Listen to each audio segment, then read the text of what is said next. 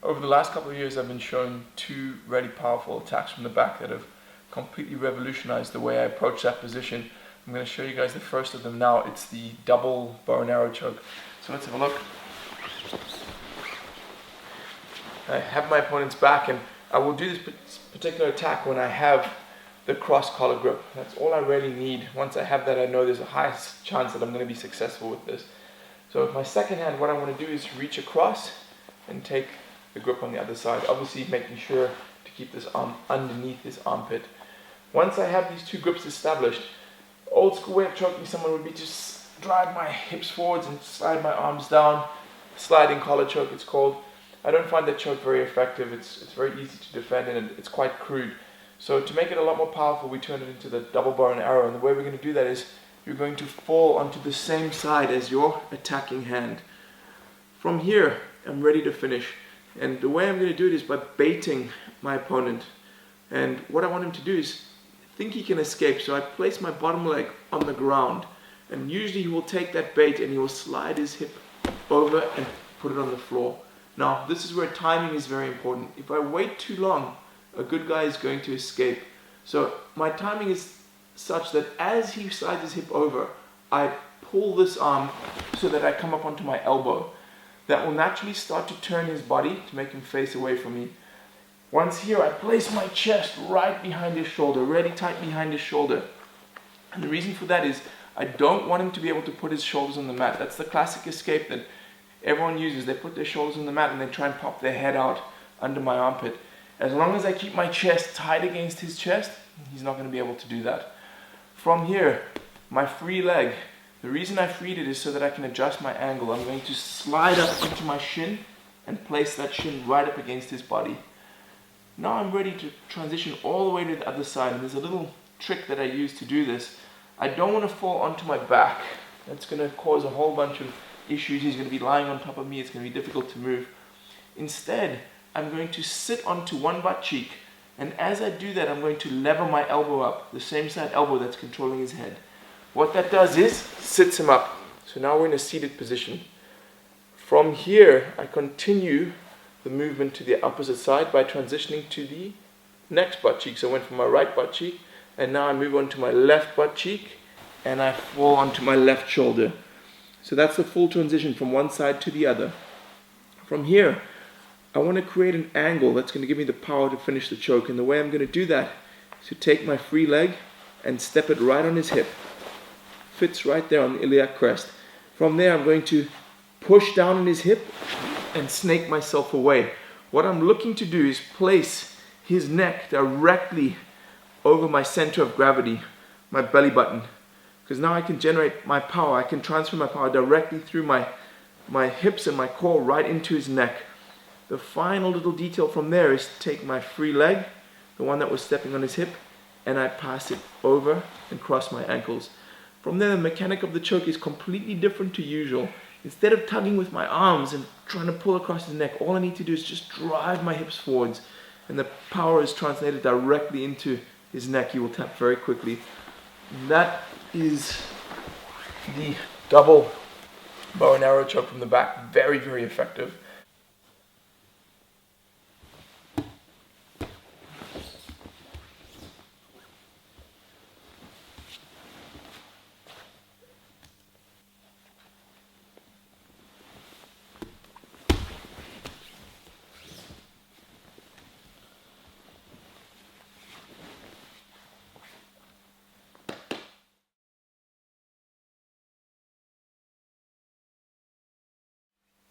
The move that I'm about to show you guys now is my very, very favorite finish from the back mount position. Up until a couple of years ago, I used to struggle to finish people from the back because as the general level of Jiu-Jitsu raised, I started to notice that people became very, very good at protecting their neck, so it was quite difficult to get different finishes to work. Once I found this particular technique, that all changed. It's very, very powerful, and I've been catching many people that it forms the foundation of my attack sequence from the back, and I want to share it with you guys now. So let's have a look. We know that when we're attacking the back, if we can get one dominant cross-collar grip, that we have a very high likelihood of finishing our opponent. In fact, on this video program, I even showed you guys a very good finish from there, the double bow and arrow choke. We also have the regular bow and arrow, which is very, very powerful. So finishing the person from here is not a problem when you have this grip. The issue is that most people will defend like crazy to stop you from getting this grip. There are certain methods of hand fighting and options to thwart that, but no matter what, it's going to be a very, very big fight to get this grip. So the way we can deal with that is, instead of focusing so much on getting this grip, we can start to use this hand for our setup. Very often when we're attacking here, he's so focused and intent on stopping that hand from getting a grip, he doesn't notice what my opposite hand is doing. And I'm going to use that. I'm going to take the hand that's under the armpit and I'm going to reach it across and grab right on his shoulder. As deep as I can, I want to hook. If possible, you want to hook your fingers in that behind his shoulder blade over there. Then, if you just leave your hand there for too long, he will just reach back and peel it off. So I want to reinforce it, and I use my free hand to do so. I place it on top of my hand and I lock it in. Now, there's no way he's going to take the hand off. It's locked in there, no matter what.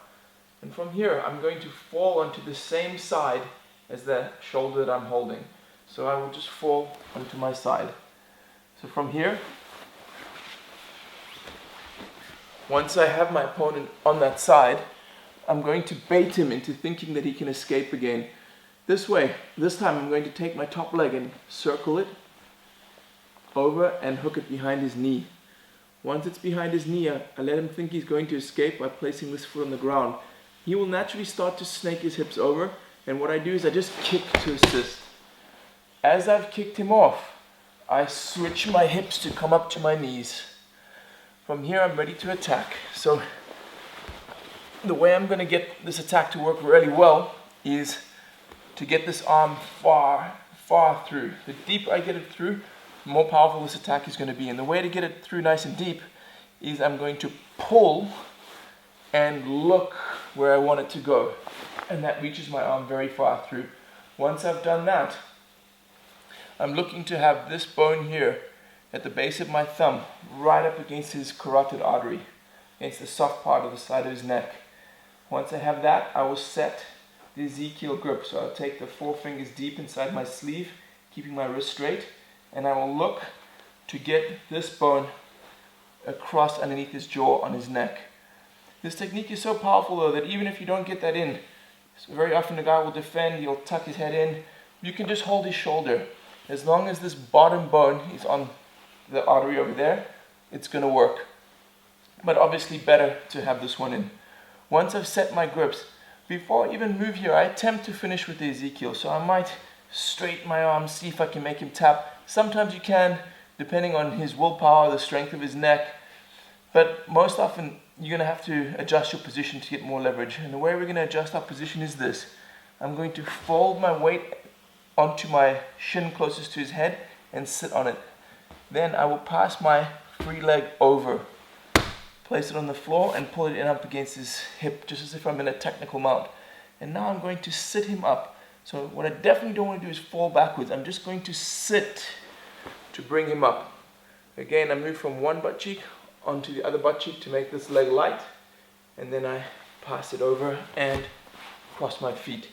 From here, the Ezekiel is on really, really strong. All I need to do is squeeze a little bit and he's going to tap real quick. That's the A variation of setting up the Ezekiel from the back mount. Very, very effective attack.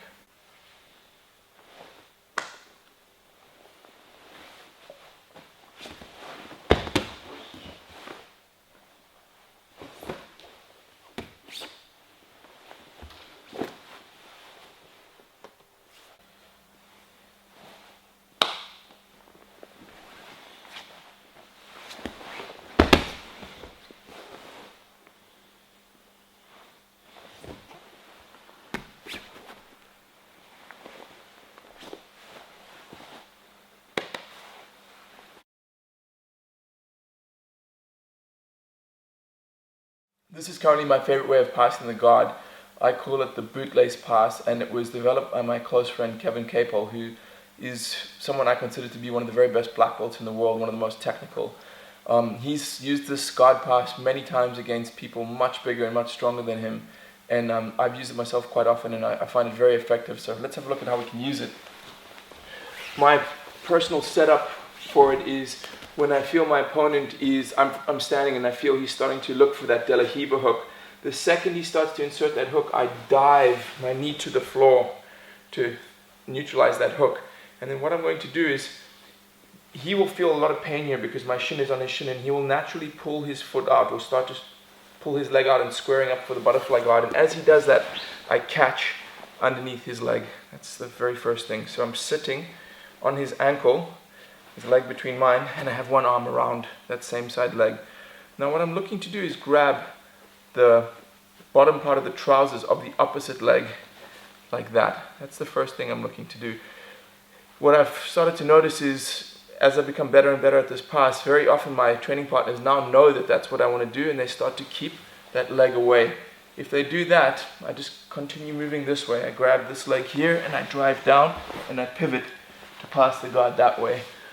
So usually what will happen is I'm here, that leg will be in range, I'll grab it, hand it off, and take the grip. And then I want to sit on top of that one as well. So I'm in this position where I'm sitting on both of his ankles. And keep in mind, you could start this pass right from here anyway. If you manage to sit on both of his ankles, maybe in a butterfly with his back on the floor, you could go straight into here, take the grip.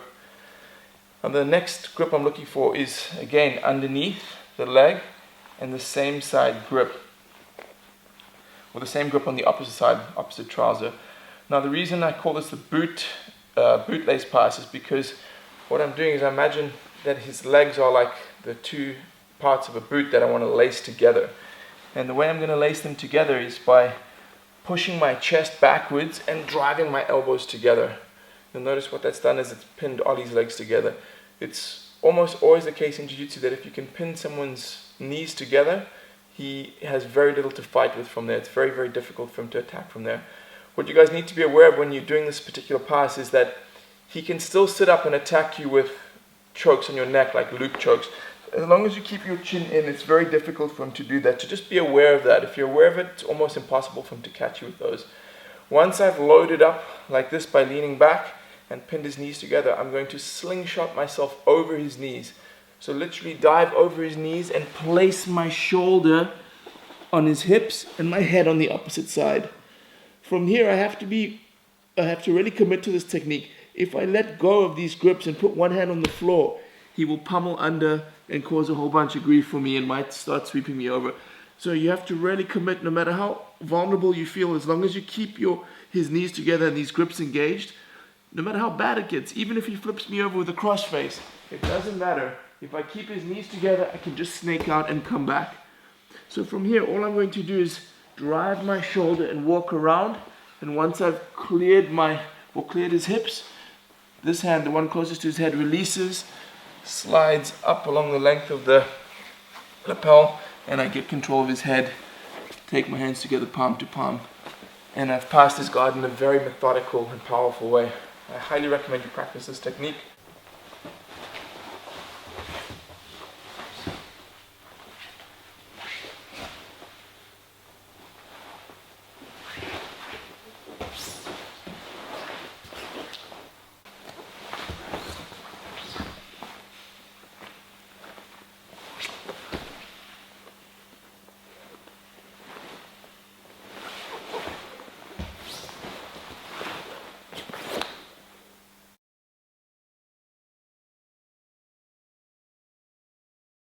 This is a really sneaky little technique that I've used to great effect when I'm fighting from a footlock position. I'm attacking my opponent with a footlock, and for whatever reason I don't feel confident that that footlock is going to come on. I use this little technique to continue into a guard pass. Let's have a look at how it works.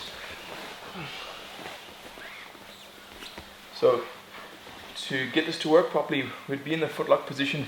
It's important for this particular move to have your inside leg underneath him as opposed to on top. There are different ways to do the straight footlock. Some people do it like this. It won't work from this position. You will need this leg underneath and this one on top. So let's say I'm attacking with the footlock. For whatever reason I feel it's not going to work, or he won't let me fall, he's staying squared up. For whatever reason I just decide to abandon the footlock and go into this next move. So the first thing I'm going to do is pinch my knees together super tight to control his leg. I need to maintain this foot behind his hamstring, holding tight, this foot stepping on him tight over here to keep him from moving and sitting up, and my knees squeezing tight to keep his knee in position. Once I've done that, I need to release his ankle, so I'm going to reach back and free it so it's totally free. Then I want to bring his leg from this side of my body to the complete opposite side. And the way I'm going to do that is just to fall to my back and bridge up. As I bridge, it will naturally just fall onto that side. So from here, I want to sit up, but before I do, my opposite hand to his leg, the one that I'm attacking, is going to reach up and grab his kneecap. Very important there, I literally hold on to his kneecap. Now, I need to sit up, but my leg is stopping me now, so I kick it back into this shin box position. From here, I want to swallow his knee with my armpit here. That's when I know I've gone far enough. As soon as I've swallowed his knee, now I'm ready to finish with the pass. My main objective now is to put my opponent's back flat on the floor. The cool thing is it looks like we're in an even position, but we're not, because no matter what, I'm going to win this exchange. His leg stops him from getting up, and my leg is out the way, which means I can come up, put his back flat on the floor, and have successfully passed his guard. It's a very, very sneaky little attack. Chains really nicely with the straight foot lock.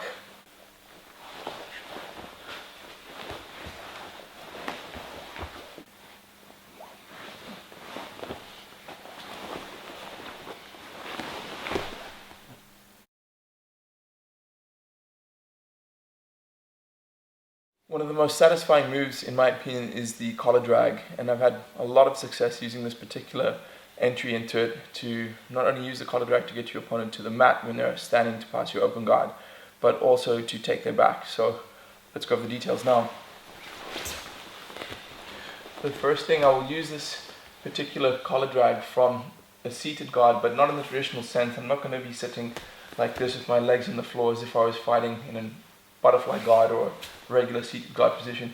Instead, I'm going to be a lot more dynamic with it. I'm going to have my hands behind me on the floor for base, and I'm going to keep my feet up, almost baiting him. When he knows to pass, he's going to need to reach for something. So as he reaches to grab either my ankle or at my trousers, he's going to give me the opportunity to grab at his collar.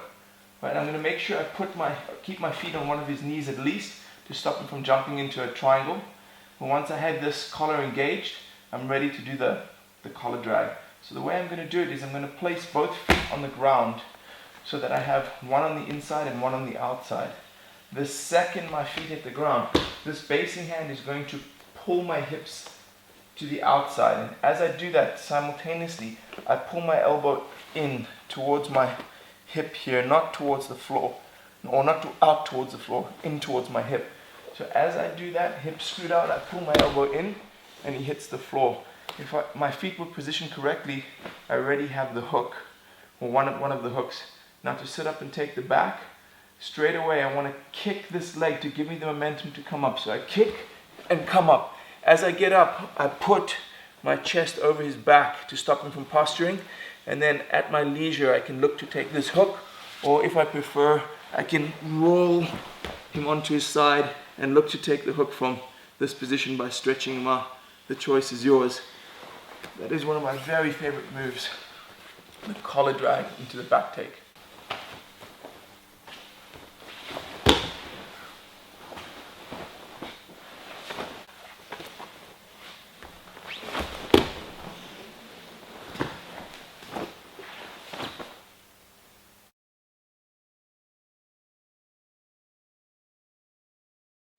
I'm sure many of you guys have experienced the situation whereby you're playing with an open guard or a variation of half guard, and a big strong opponent with a big strong upper body is going to get an over and under position with his arms and just smash right through your guard. And this particular move is a very, very good counter to that, which my coach Roger Gracie uses to great effect. Let's have a look at how to do it properly.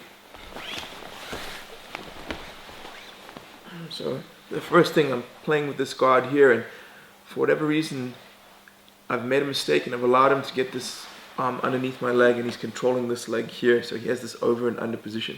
If I wait too long here, a good guy is going to pass. Going to smash his head into that pocket, kick back, and pass. So I don't want that to happen, and the first thing I want to stop is from him putting his head in this pocket over here. So the way I'm going to deal with that is my free hand with my hand closer to the pocket side, I'm going to reach up and grab something, ideally the belt, but if you cannot reach that far, hold some cloth on the back of his kimono. And what I'm going to do with that is use my elbow and shoulder to stop him from getting his head in that gap. That's going to buy me a little bit of time. Now from here, I want to take care of this arm that's underhooking my leg, because that's a big control point for him. And the way I'm going to do that is to kick my leg down and bring my knee in. Now I have his arm completely trapped. Notice I put my knee in tight against his torso and his thigh. I don't want to do that, because then he'll just pull his arm right out through that gap. I'm squeezing it in very, very tight. Now I want to switch grips. I have an overhand grip with this hand, and I want to take an underhand grip with the opposite hand on his belt. It's too far away to reach now, so I use this little trick. I drive my hips forwards, and that gives me this easy pathway to reach up and switch that grip. Once I have that grip engaged, I keep pressure on the back of his neck with my elbow so that he cannot posture up. And now I just sit up and grab around his knee. From here, I'm ready to bundle him over with a sweep. The way I'm going to do that is this outside leg is going to base on the ground. That's going to give me the power to push off of. And my inside leg, the one that's hooking, I just pop it to the floor. And now to complete the sweep, it's pulling here, lifting this leg, and driving my hips forwards to knock him over. This is an exceptionally effective sweep and counter to when an opponent is using the over-under pass.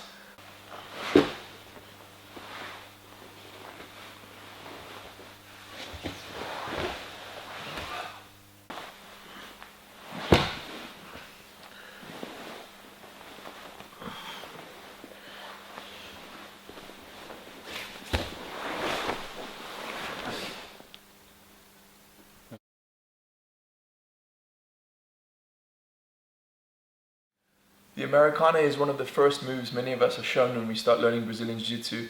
Most of the time we get shown it from side mount position, but as of late I've been using a very, very sneaky setup from the north-south, which is very high percentage. Most of the time the opponent doesn't see it coming, and it actually transitions into a very, very tight Americana. Get a lot of taps from this if you hit it with the right details. Let's have a look. So, as mentioned, this is an attack from the north-south. In particular, when our opponent is defending by keeping his elbows and forearms in really tight and being very negative. So the first thing is, you guys know I want to be sprawling on him with all of my weight being carried on his neck and shoulders. It's very important that he carries as much of my weight as possible. And now I'm going to lead him down a path. I want to turn him in a specific direction. For the purposes of this demonstration, it will be that direction. So if I want to turn him that way, my opposite hand is going to come through, and I'm going to hold underneath his elbow with my thumb, the base of my thumb, just hooking there. That's a little reference point. I use that part of my wrist right there. So now, with this arm here, it's very difficult for him to turn this way because I'm controlling his elbow. If he wants to turn, his elbow needs to go to the floor and he needs to turn that way. But here, it's very difficult for him to do that. So I know that the only way he can turn is that way, and he knows he has to turn. That's one of the only ways he can escape, is to go that way. But I also want to be very aware of him putting this elbow on the ground. If he can get this elbow on the ground, that's when he's able to build up a base and escape. So what I'm going to be doing with my free arm is pulling his elbow off the ground so that as he turns, he cannot complete the escape. He cannot go to his knees because I still have this elbow. Now once we find ourselves in this position, I'm going to switch my arms. So this one is going to come underneath, and this one's going to grab here, and I can apply it very, very tight. Americana. That's a sneaky Americana setup from the north-south.